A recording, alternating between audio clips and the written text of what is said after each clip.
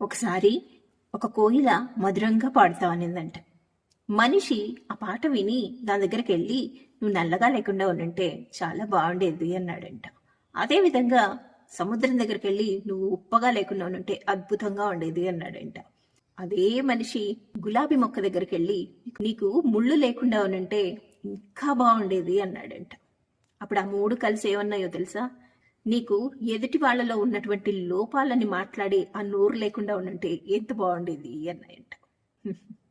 అంతే కదండి, మనిషి తన లోపాలని న్యాయవాదిలా సమర్థించుకుంటాడు. ఎదుటివాడిలో చిన్న లోపం ఉండనివ్వండి, తాను జడ్జిలా ఫీల్ అయిపోయి జడ్జిమెంట్స్ పాస్ చేస్తూ ఉంటాడు. అలాంటి వాళ్ళు ఉంటారు, కేర్ నాట్ అన్నట్లు వెళ్ళిపోతూ ఉండాలి. గురువిందకి దాని కింద ఉన్నటువంటి నలుపు తెలియదంట. ముందు ఆ నలుపుని చూసుకుంటే ఎదుటివాడిలో ఉన్నటువంటి రంగు